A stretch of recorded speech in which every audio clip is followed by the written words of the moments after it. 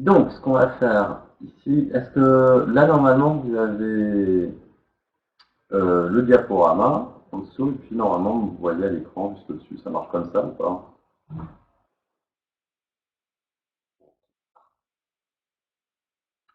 Donc, exercice tiré d'un sujet de bac. Photographie en mode macro, c'était le sujet 2009. Il y avait une photo, alors je ne l'ai pas. J'ai fait, justement, c'était celle que j'ai essayé de télécharger, mais impossible de la télécharger. Donc c'est un petit peu embêtant. On va voir. Je ne vous vois pas. Lisa, tu ne vois pas. Ça, à mon avis, c'est parce que tu dois avoir une connexion qui n'est pas terrible. Est-ce que tu vois le pointeur déjà et le petit point rouge que je peux balader?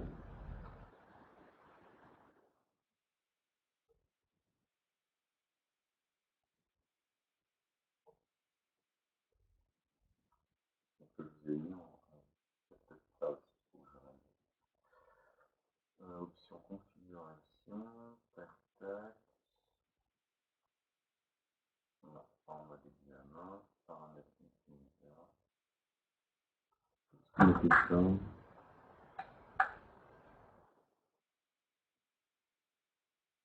Voilà.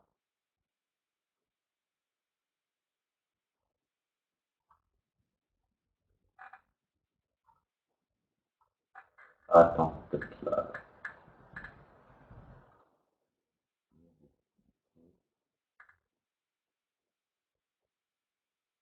Terminal STD Lisa.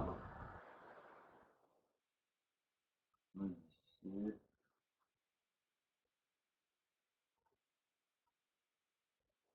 Non, normalement c'est dans l'arche.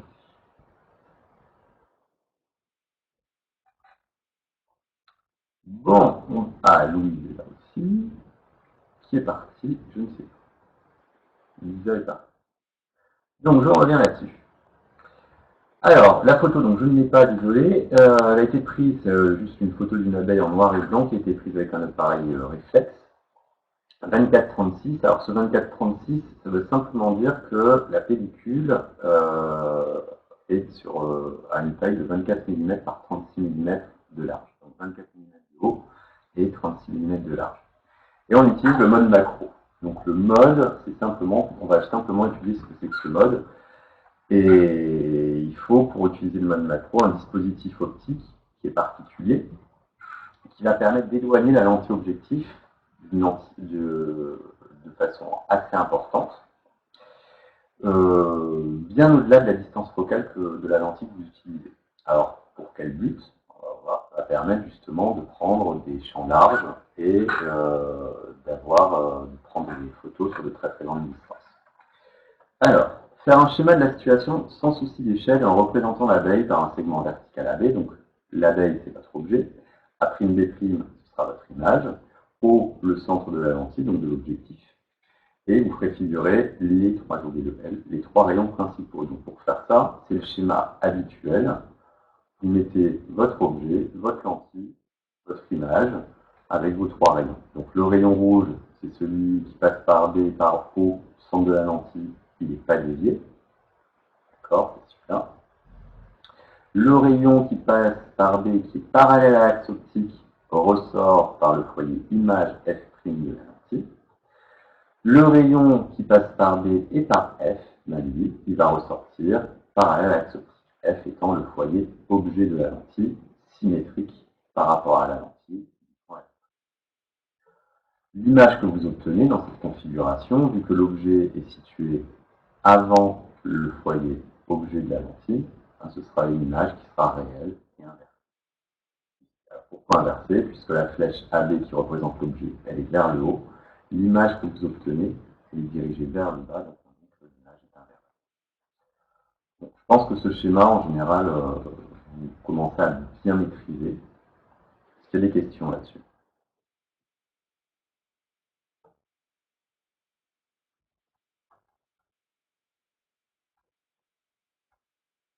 C'est juste oui ou non.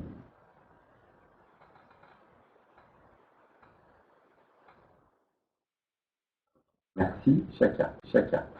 Alors, ensuite, déterminer la position d'une image. Là aussi, je vous l'ai dit, hein, c'est toujours la seule question, une des seules questions calculatoires que vous allez avoir pour si le bac est maintenu, c'est un temps de l'essor, pour faire une nouvelle gap. Donc, on va voir, on va faire comme ci. Donc, le but, c'est de calculer la distance algébrique OA' qui est ici. Pour faire ça, on utilise la formule de conjugaison, 1 sur OA', et qui est égal à 1 sur OA moins 1 sur... alors, je suis un peu... désolé. Ça, c'était une ancienne version. Donc, je vais le faire au tableau, de façon à ce que vous voyez.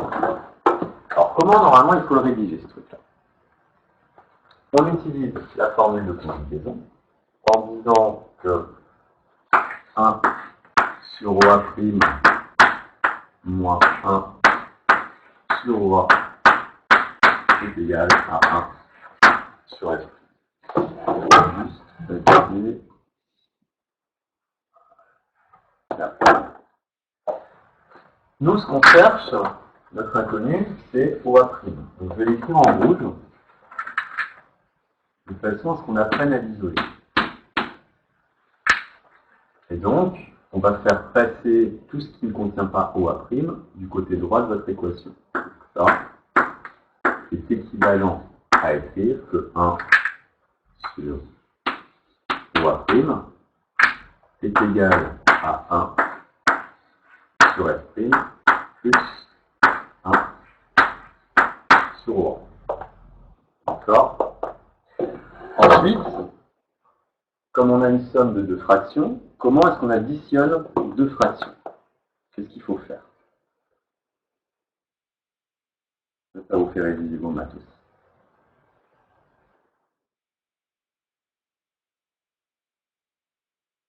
C'est une idée?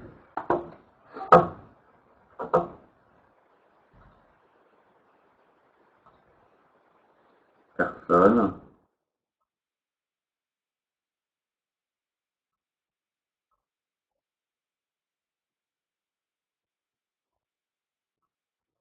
Vachement pas vivant, là, je trouve. Mais alors, comment est-ce qu'on additionne deux fractions?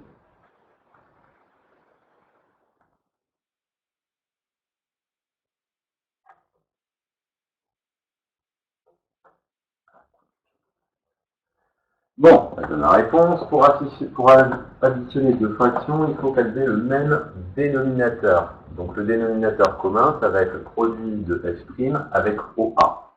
Donc ce qu'il va falloir faire, c'est multiplier cette première fraction. Donc on garde 1 sur OA'. Ce sera égal à 1 sur F', multiplié par OA plus 1 sur OA multiplié par F' sur F'. Comme ça, là, je multiplie par 1. Là, je multiplie également par 1. Je ne change rien à ma somme de fractions. Mais j'obtiens le même dénominateur. Ce qui me permet d'écrire que 1 sur OA' est égal à OA plus F' sur F'. OA. Et là, on a fini en fait, puisque on a OA' sur le dénominateur, j'ai juste à inverser ma fraction, qui me donne le résultat OA' est égal à F' fois OA divisé par OA plus F'.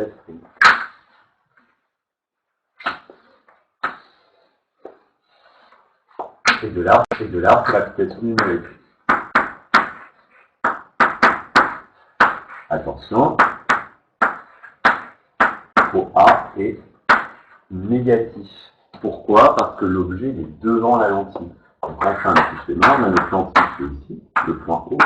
Le point A, il est sur la gauche, alors que notre axe optique, il est orienté vers la droite. Donc, il faut bien considérer que OA est compté négativement. C'est une longueur algébrique. Oui, du coup, tu avais juste. Alors, quelles sont les valeurs? Il faut que je retourne pour voir Ce document comporte un nanana. Et pourquoi je le vois plus? Une bêtise.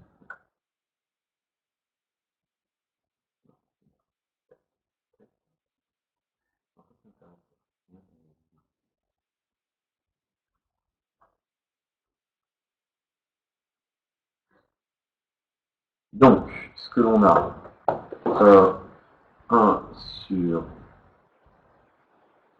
bien dans le truc. Non, on nous disait quoi? Il faut l'énoncer. Il est ici. Donc, dans l'objectif de 100 mm de distance focale, donc vous avez S' qui est égal à 100 mm. Et il faut trouver dans le texte la valeur de OA. Alors, où est-ce qu'elle est, elle est photographiée à une distance de 20 cm de la lentille objectif. Donc, ici, il faut bien marquer, c'est pour ça que vous plantez en général, moins 20 cm. D'accord? Alors, comment je peux remettre juste la vidéo?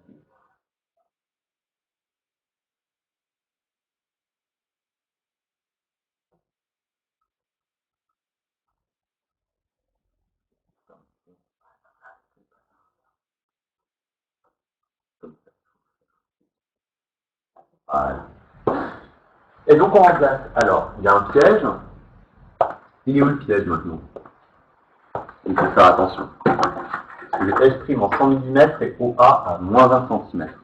Qu'est-ce qu'il ne faut pas oublier de faire?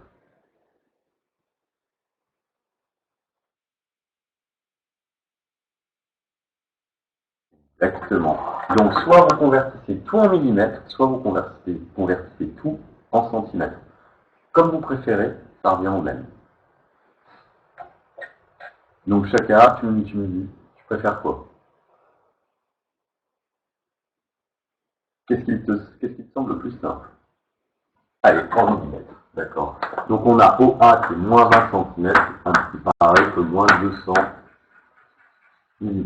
Et on calcule. Donc OA prime, ça va être 100 fois moins 200 divisé par moins 200 plus 100. Alors moins 200 plus 100, ça nous fait moins 100, donc ça va nous faire OA prime égale 200 mm.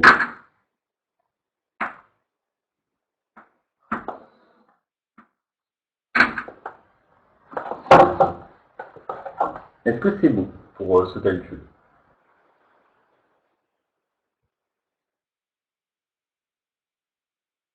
C'est vraiment, je pense, ce qu'il y a de plus difficile pour la terminale à appliquer en question de bac. C'est celle-là, et elle tombe tout le temps. Alors, la suite. Je reviens au chapitre 6. C'est là. Ça on a vu, ça on a vu. Voilà, nous, ça se fait par une autre méthode, c'était juste la réponse.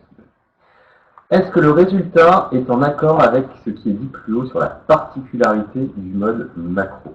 Alors déjà, il faut revenir et savoir qu'est-ce que c'est que la particularité du mode macro. On vous le donne.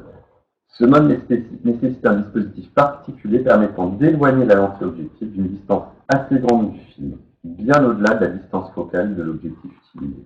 Donc la question, c'est est-ce que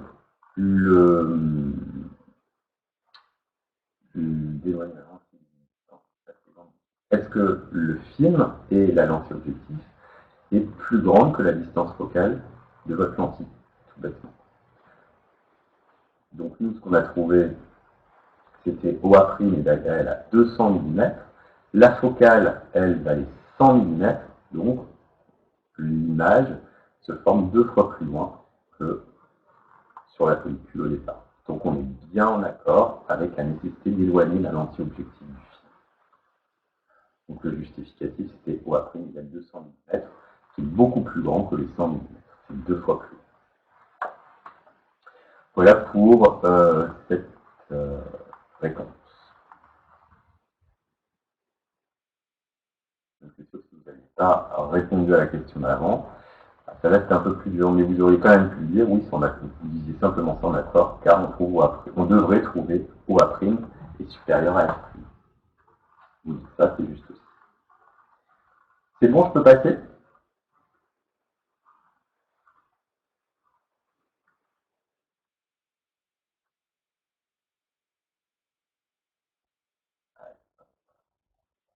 Alors, on dit généralement que l'objet est en mode macro lorsque la taille de l'image sur le film est égale ou supérieure à la taille de l'objet. Ce qui n'est pas en général logique, parce que sur un appareil photo, quand vous faites une photo, vous faites la photo, je sais pas moi, d'une personne, la personne, on va dire qu'elle mesure 1m80, il est sûr que l'image qui va être formée sur la pellicule de votre appareil photo, elle va pas faire 1m80. Donc on a une hauteur en général de 24 mm. Donc, théoriquement, l'image doit être beaucoup plus petite. Alors qu'en mode macro, ce qu'on dit, c'est que la taille de l'image sur le film, elle est égale ou même plus grande que la taille de l'objet. Donc en fait, le mode macro, il sert à faire quoi? À prendre des photos d'objets très très proches. Par exemple, une abeille qui est en train de butiner une fleur. Ça, vous pouvez le faire en mode macro. Pourquoi? Vous allez avoir l'image d'une abeille qui va recouvrir pratiquement toute la pellicule. Peut-être que la taille de l'image de l'abeille sur la pellicule va être plus grande que l'abeille elle-même. Pour ça, c'est un mode macro. Alors, calculer la taille de l'image et le grandissement pour pouvoir vérifier si l'affirmation qui est juste là est correcte. Donc, je vous rappelle la formule du grandissement qu'on note par gamma ici. C'est égal au rapport de la taille de l'image, A'B' sur la taille de l'objet, AB, et c'est aussi égal à la distance OA' divisée par la distance OA, c'est-à-dire la position de l'image divisée par la position de l'objet. Donc cette formule à connaître. En général, la formule de conjugaison vous est donnée, d'accord, 1 sur OA' moins 1 sur OA est égal à 1 sur F'. Par contre, la formule de grandissement, elle est en général jamais donnée, donc à vous de la connaître. Alors, nous, on va trouver AB, A'B' égale moins 10 mm. C'est ça qu'on va devoir trouver. On va essayer de montrer.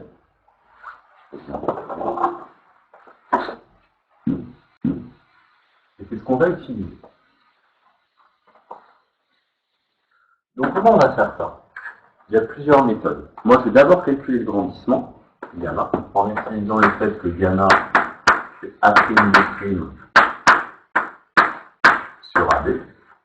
C'est aussi égal à OA' sur OA. Et nous, ce qu'on cherche, justement, c'est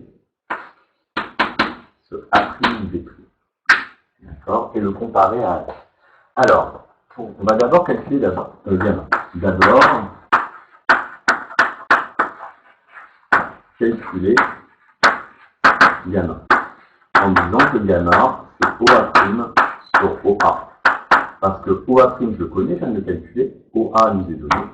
Et on trouve 200 mm divisé par OA qui est égal à moins 200 mm. Donc le résultat, c'est quoi? Si je fais 200 mm divisé par moins 200 mm, que on gagne.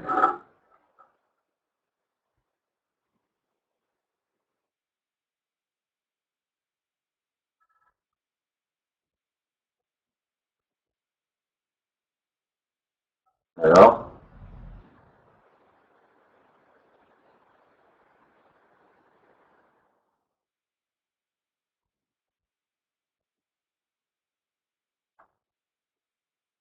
même gâteau, il n'est pas là.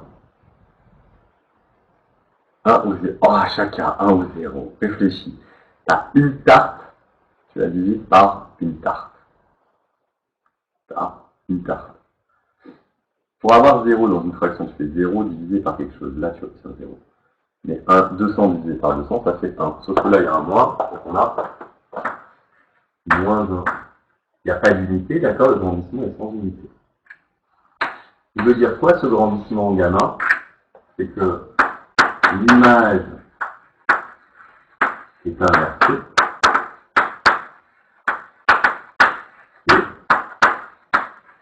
De même taille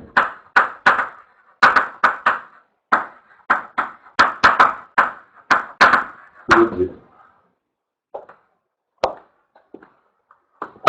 Donc au final, pour avoir appris les primes,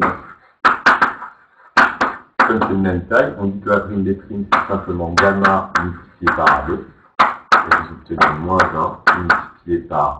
Alors la taille de l'objet, c'est combien? C'est 10 mm. 10 mm. Et vous obtenez moins 10 mm.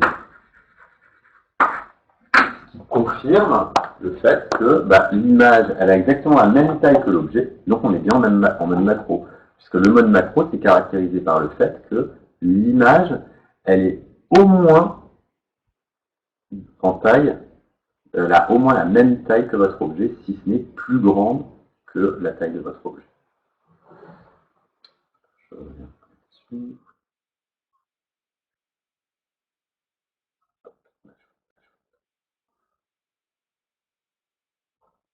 Donc, voilà. On trouve A'. Donc le grandissement vaut moins 100, on vient de le prouver. Et donc l'image est renversée ou inversée, on dit aussi, de même taille que l'objet, qui est en accord avec ce qui était généralement admis dans le texte, c'est-à-dire que l'on est en mode macro lorsque la taille de l'image sur le film est égale ou supérieure à la taille de l'objet. Voilà pour cette question.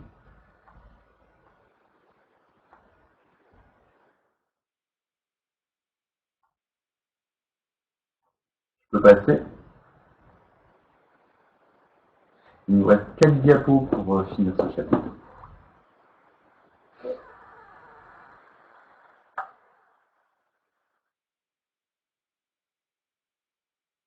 Et on pourra attaquer le tout dernier chapitre de base. Alors, par la suite, on supposera que la taille de l'image est égale à celle de l'objet, donc c'est ce qu'on a prouvé. Le cadre de l'image sur le film a un format de 24 mm sur 36 mm. Au tirage, ce cadre, alors ça c'est sur la pellicule, le 24 par 36 mm c'est la pellicule. Et au tirage, ensuite vous faites une photo, vous agrandissez, vous n'allez pas garder la taille de la pellicule, vous la faites sur 12 cm sur 18. Quelle sera la taille de l'image de l'abeille sur cet agrandissement? Là, il faut réfléchir un petit peu. Si au départ, vous passez de 24 mm en hauteur à 12 cm en largeur, en hauteur, et vous passez de, je ne me suis pas trompé, 24, 36, non, c'est bon, et 36 mm en largeur, vous passez à 18 cm. Qu'est-ce qu'il faut essayer de trouver pour la taille de l'image que vous allez avoir sur votre photographie? Quelle sera la taille de l'abeille sur la photo? C'est ça la question. On a pareil, plusieurs méthodes de réponse. En fait, la hauteur, ça va simplement être le rapport entre ce que vous avez au final sur ce que vous aviez initialement sur la pellicule. Donc c'est du 12 cm divisé par 24 mm. 24 mm, je l'ai mis en 2,4 cm. Et j'obtiendrai une abeille qui fera sur ma photo 5 cm. Ça c'est juste la correction très rapide. On va faire une correction un peu plus précise. Donc,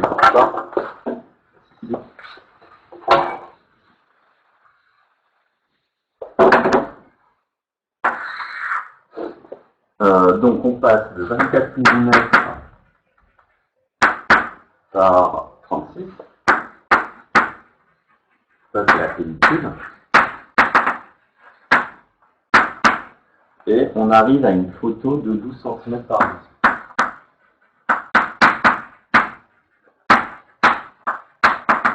Ça c'est la photo.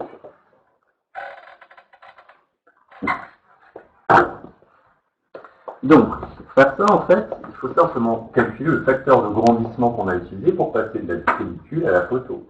Comment est-ce qu'on passe de 24 mm à 12 cm?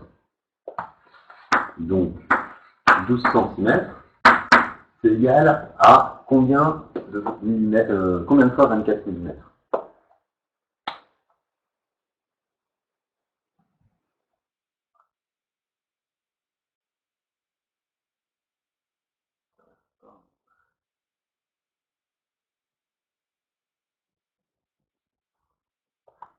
Cm, c'est 5 fois 24 mm.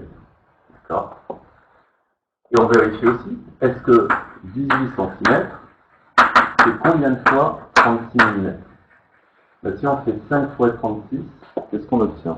5 fois 36, on obtient 180 mm, c'est-à-dire 18 cm. Donc on a bien un facteur 5 ici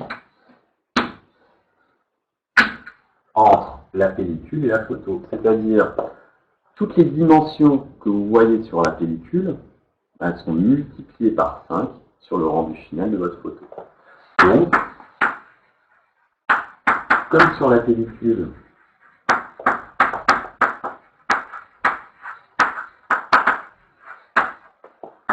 l'abeille mesure, ce qu'on a dit, 10 mm, sur la photo, elle mesurera donc 10 mm sur 5, c'est-à-dire 50 mm, soit 5 cm. Voilà comment il faut nous rédiger cette réponse.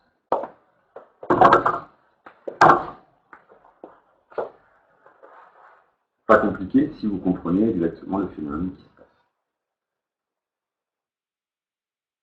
Est-ce que c'est bon?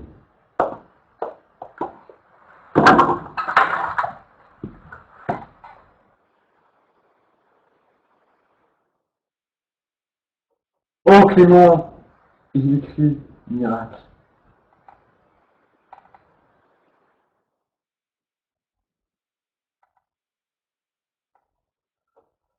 Alors, je reviens au PowerPoint.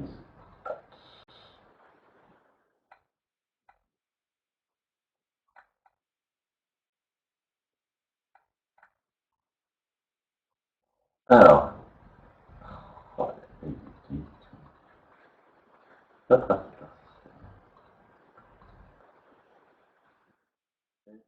quel est, à votre avis, l'intérêt du mode macro? Alors là, vous pourrez raconter tout et n'importe quoi. Il y a plein de choses à dire. Allez, il me semble quelque chose. D'après vous, à quoi ça sert le mode macro en photographie? J'arrivais pas à écrire. Ouais, t'avais un poil dans la main, quoi.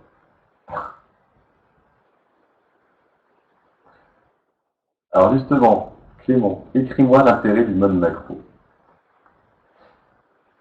Qu'est-ce que tu rédigeras à cette question de maths?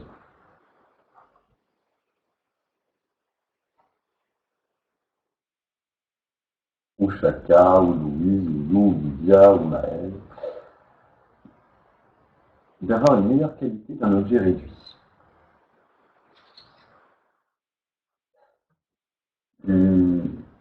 Partiellement correct. D'accord, je dirais, il faut que tu développes un peu plus. Mais c'est pas mal comme réponse.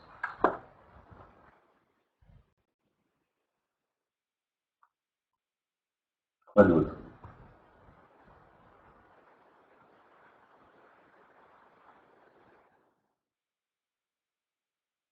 À quoi ça vous sert en fait, un mode macro?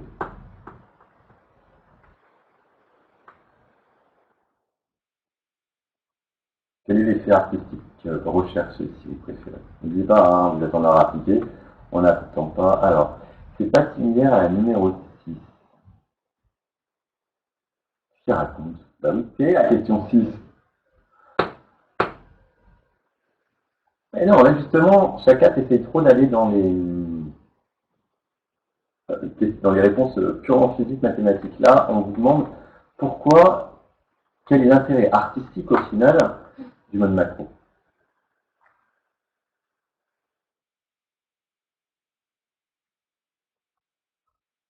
Alors, ça va permettre simplement d'avoir une image définitive beaucoup plus grande que votre objet. Donc si vous voulez photographier une fleur ou je sais pas, une abeille, comme c'était le cas ici, eh ben, il faut absolument le faire en mode macro, parce que sinon, en général, avec les appareils photo, on obtient toujours des images qui sont plus petites que les objets que vous avez photographiés. Donc, pour avoir une image qui est plus grande que l'objet photographié, ben, il faut utiliser un mode macro. Ouais, si tu veux, c'est grandeur. Alors, tu peux le faire en grandeur nature. Exactement. Donc, grandeur nature, c'est vraiment un rapport de grandissement de 1. comme c'était le cas sur cette photo. Ça va?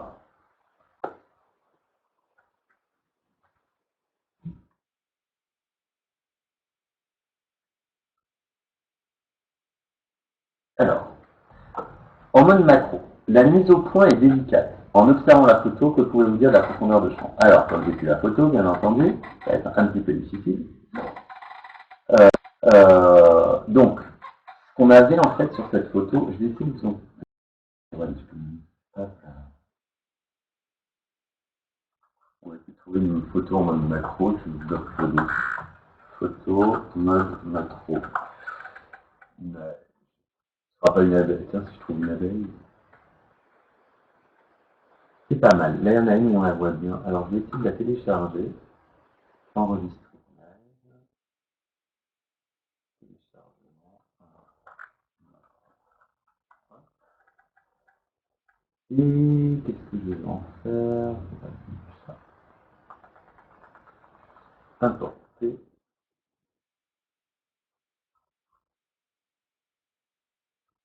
Vraiment, ça devrait pleurer assez vite, je pense. C'est une petite image.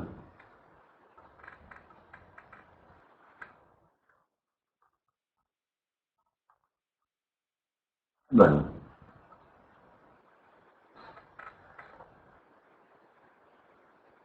En attente de conversion.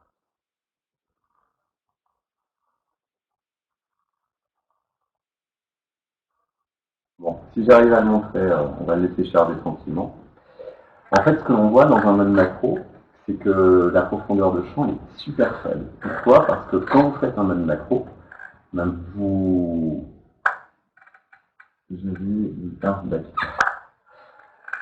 Quand vous faites un mode macro, vous focalisez vraiment l'importance sur le sujet que vous photographiez. Et comme vous avez une profondeur de champ qui est faible, la conséquence que ça va avoir, c'est que le fond, l'arrière-plan, va être très flouté. Alors, est-ce qu'elle charge ou pas ma photo? Non. C'est bien l'informatique quand ça marche. Donc, dans une. Ouais, c'est ça, tu focalises sur ton premier plan. Donc, tu vas avoir vraiment une image très nette de ton abeille. Et après, tout l'arrière-plan, ça va être tout flouté. Parce que vous êtes en mode macro. Ça va? C'est clair ou pas? J'aurais voulu avoir cette image, mais je ne peux pas l'uploader. Ah, non.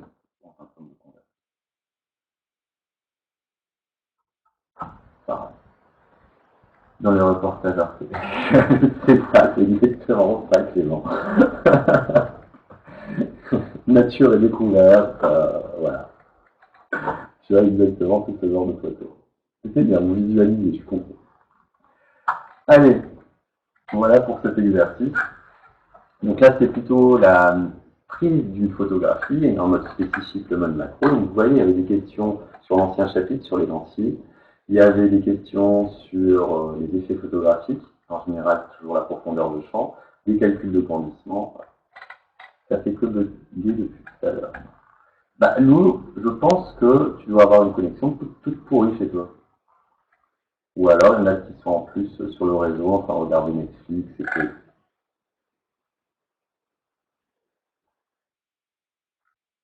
Ouais, rien. Ça, je dis rien.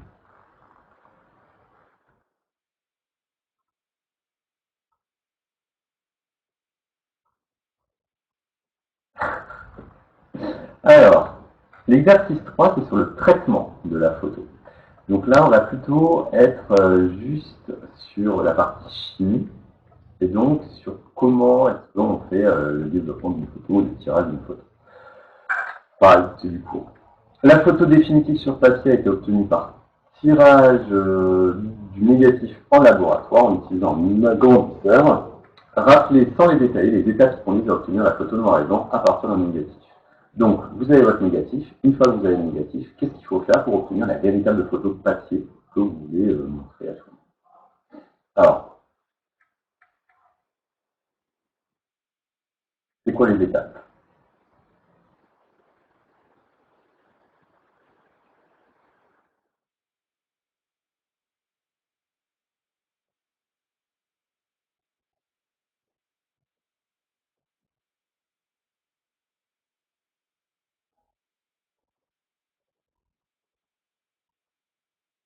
Personne. Alors, premièrement, vous allez exposer la photo avec un agrandisseur. Ensuite, vous révélez la photo. Ensuite, vous fixez et vous rincez la photo. D'accord? Exposition, révélation, fixage, rinçage. Donc ça, c'est du cours, hein. Tout bêtement, tout bêtement. L'image obtenue sur le papier après le passage à l'agrandisseur est visible. Donc, il y a un moment où elle trempe dans un liquide, non, c'est le rinçage. Alors, attention, elle trempe dans le liquide dès le révélateur. Tu as un bain de révélation, un bain de fixage et un bain de rinçage. Donc tu as 3 fois où ta photo plonge dans un liquide. Donc, si on fait juste l'agrandissement, l'agrandisseur. On expose la photo. Vous avez ici votre négatif. Vous mettez votre papier photo en dessous. Vous faites passer de la lumière et donc la photo va apparaître. Est-ce qu'elle est directement visible? Pour le moment, non. Parce que tout ce que vous allez faire, vous allez développer quelques petits grains d'argent, mais pas beaucoup. L'image que vous allez avoir, c'est ce qu'on appelle une image latente. Et en fait, il va falloir ensuite, grâce au révélateur, agrandir ces grains d'argent, faire des agglomérats de grains d'argent. Exactement, ça met du temps à apparaître. Et au fur et à mesure, donc, l'apparition réelle de la photo, elle se fait dans le révélateur. Maintenant, le révélateur, il faut stopper à un moment l'agrandissement des grains d'argent. C'est pour ça qu'on le met dans un fixateur. Donc le fixateur, qu'est-ce qu'il va faire? Il va stopper l'étalement de ces grains d'argent. Donc l'image que vous avez directement par exposition sur l'agrandisseur, elle n'est pas visible, c'est ce qu'on appelle l'image latente. Alors, ensuite, l'hydroquinone, H2Q en abrégé, est un réducteur couramment utilisé en photographie argentique. Question de cours. Ça, j'espère que ça va le faire. Vous avez une chance sur deux, mais on le justifie. Un réducteur est-il un donneur ou un accepteur d'électrons? Allez, une chance sur deux.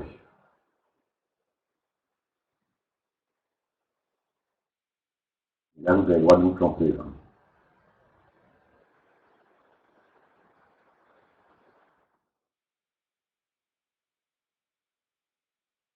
Vous avez une réponse au moins. Un donneur d'électrons. Bien, chacun. Récepteur d'électrons. Faux, Clément.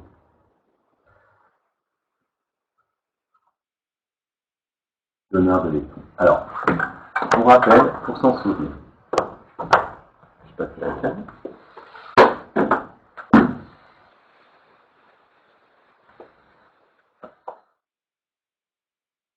Pensez à la demi-équation électronique générale que vous avez demandé de retenir.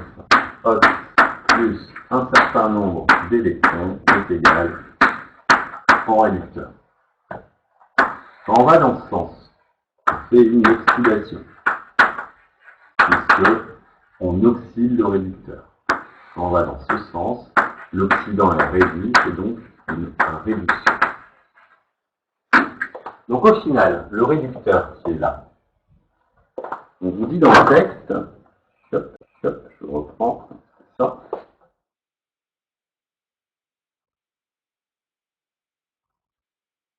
Un réducteur est-il un donneur ou un accepteur d'électrons? Ça, c'est votre question. Le réducteur, lui, va subir une oxydation et se transformer en oxydant plus des électrons. Ça veut dire qu'il va libérer des électrons. Donc, il va donner des électrons. Donc, un réducteur est un donneur d'électrons, alors qu'un oxydant est un accepteur d'électrons. L'oxydant va capter des électrons de façon à se transformer en réducteur.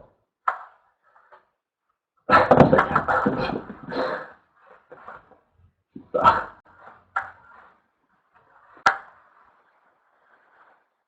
Hop. Alors, dans quelle étape du traitement de la photo intervient l'hydroquinone? Donc, est-ce que c'est dans l'exposition, dans la révélation, dans la fixation ou dans le rinçage? Ah, il y a des problèmes, chacun qui les fait.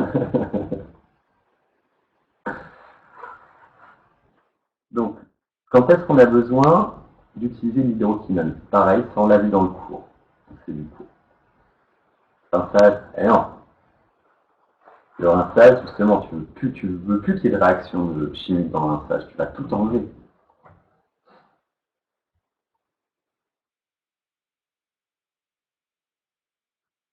L'hydroquinone, elle est là vraiment pour développer vos grains d'argent. Donc faire apparaître les points noirs sur la photo. Donc, avec cette indication,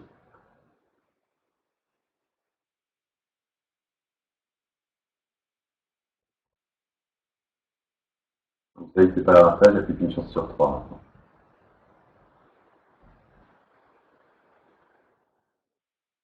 Clément, si tu veux te rattraper, là, il y a chacun 1, toi 0.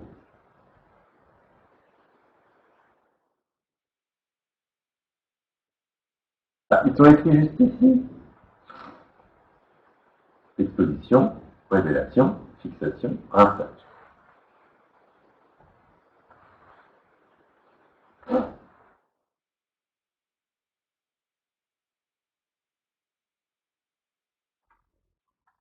Révélation.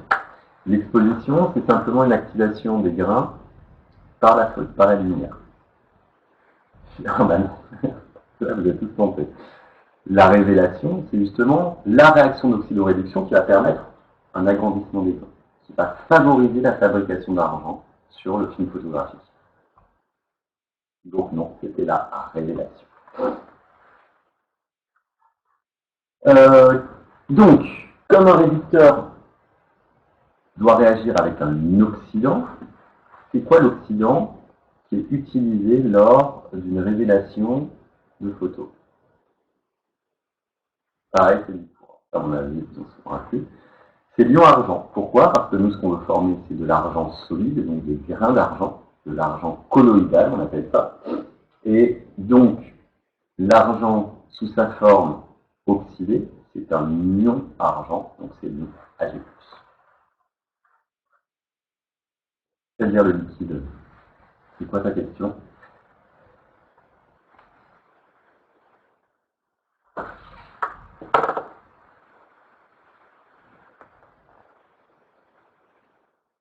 Développe ta question, Clément, s'il te plaît. L'oxydant. Alors, pas forcément. En fait, ton oxydant, il est sur ton film photographique. Mais ton film photographique, il n'est pas liquide. En fait, c'est un gel, hein, si tu veux. Donc, c'est un gel qui contient des ions argent à l'intérieur. Et ce sont ces ions argent qui vont réagir avec l'hydroquinone. Pour faire apparaître un dépôt noir qui apparaîtra dans les zones sombres de la photo. Et ce dépôt noir, c'est quoi justement?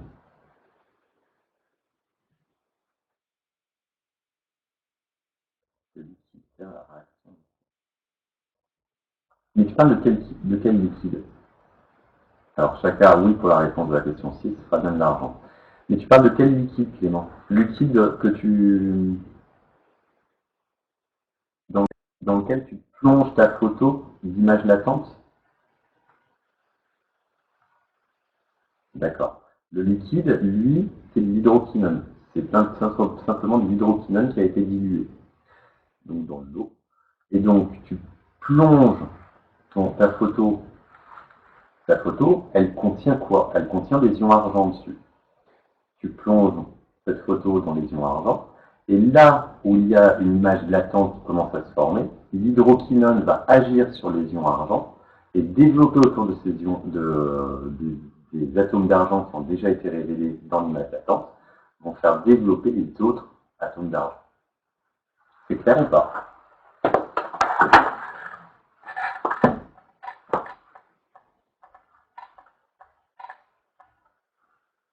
Alors, et donc, le dépôt noir qui apparaît dans les ondes sombres de la photo, en effet, c'est de l'argent métallique, ce qu'on appelle de l'argent colloïdal. Alors, lors du traitement, le rinçage final est très important. Expliquez pourquoi en précisant son rôle. Pourquoi est-ce qu'il faut rincer la photo?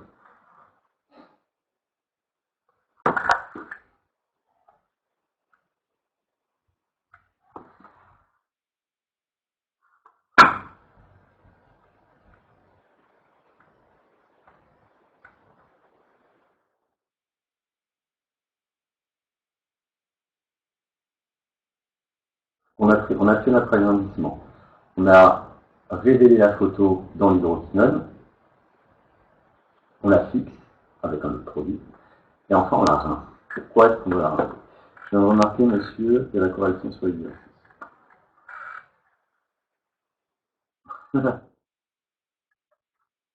Oui, chaque fois.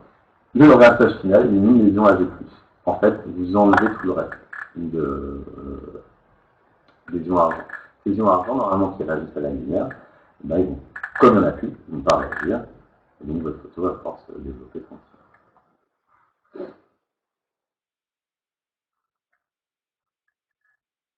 Oui, mais heureusement qu'il y a la correction sur l'exercice. Voilà pour cet exercice 3, il n'en reste plus qu'un. Je peux passer la diapo?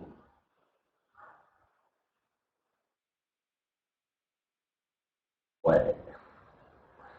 Donc, dernière partie. On ne va plus utiliser une photo argentique, mais on va utiliser une photo numérique. D'accord. Et ce que l'on veut faire, en fait, c'est prendre cette photo et la mettre en mémorisation à l'aide d'un capteur CCD. Alors, qu'est-ce que c'est qu'un capteur CCD déjà? Quelle est la fonction du capteur CCD? À quoi il sert dans un appareil photo numérique?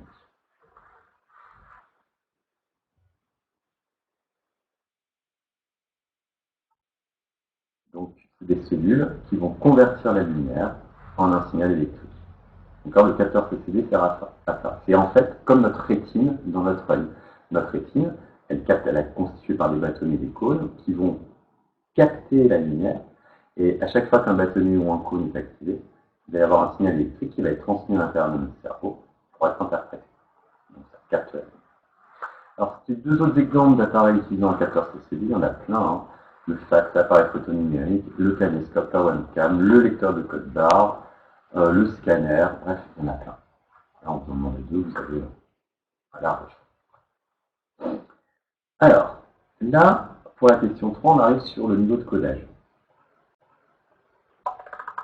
Le niveau de codage, c'est un logiciel donc, qui va utiliser 8 bits de codage et on vous demande de combien de niveaux D est-ce qu'on peut obtenir par cette technique. Ce qu'on fait, simplement que chaque bit peut prendre deux valeurs, soit 0, soit 1. Donc au total, comme on a 8, on fait le premier bit peut prendre deux valeurs, le premier bit peut prendre deux valeurs, le deuxième deux valeurs, etc. Donc au total, on a 2 fois 2 fois 2, 8 fois, donc 2 puissance 8 niveaux possibles de définition, c'est-à-dire 256 niveaux à connaître. Et si on l'avait fait en couleur, on aurait eu, comme les couleurs sont obtenues par rouge, vert, bleu, les trois couleurs primaires, chaque couleur primaire va être encodée sur 8, donc 256 niveaux de couleur rouge, 256 niveaux de couleur verte, 256 niveaux de couleur bleue. Donc on a 256 fois 256 fois 256, le 16 niveaux de couleurs. L'image numérique obtenue est constituée d'une juxtaposition de petits blocs, plus ou moins lumineux, appelés pixels. L'image restituée sur un écran d'ordinateur apparaît continue. Lorsque l'on zoome, le logiciel de traitement dilate les blocs. Si le zoom est trop important, ces blocs apparaissent distinctement à notre œil. Pourquoi notre œil perçoit-il ce phénomène à partir d'un certain niveau de zoom? Autrement posé, si vous regardez un écran télé, quand vous êtes loin de l'écran télé, vous voyez une image très continue. Si vous vous rapprochez vraiment très très proche de l'écran, là vous allez voir la pixelisation. Pourquoi est-ce que votre œil perçoit ce phénomène à partir d'un certain niveau de zoom? Donc, au bout d'un moment où vous êtes trop rapproché. Donc pour ça, à partir d'une certaine taille, les pixels qu'on va regarder, ils ont une dimension qui est supérieure au pouvoir séparateur de l'œil, et donc ils deviennent visibles. C'est quoi en fait? C'est simplement que la taille d'un pixel, eh ben, elle va avoir une taille plus petite en image que vos capteurs photosensibles, donc vos bâtonnets, vos cônes. Donc au final, vous allez voir la pixelisation, chose que vous n'auriez pas dû voir. Alors, on va s'arrêter là, parce que les deux autres sont un peu longs. Et donc, ce que je vais vous demander par la suite, ça va être de faire les derniers exercices du chapitre. Et à la rentrée, je pense qu'on sera toujours confiné.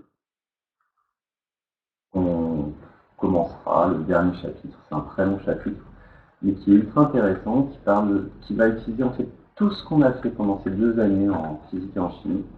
Et on va voir comment est-ce qu'on analyse une œuvre d'art pour trouver ses défauts. Est-ce qu'elle n'a pas un petit danger de se détériorer? Si oui, comment on va pouvoir la restaurer? Donc ce sera l'analyse et la restauration des œuvres d'art. On va surtout regarder ça pour les tableaux. On va aussi un peu voir ça pour les sculptures, mais je vais beaucoup insister pour les tableaux avec les différents rayonnements qu'on va utiliser. Donc ce sera le chapitre final où vous allez voir, au final, vous avez appris beaucoup de choses et on va les mettre en avant de façon à utiliser la physique et la chimie pour mettre au service de l'art. Voilà. Sur ce, je vous souhaite de bonnes vacances. Je mettrai ce cours en ligne dès que je peux. Et on se retrouve à la rentrée.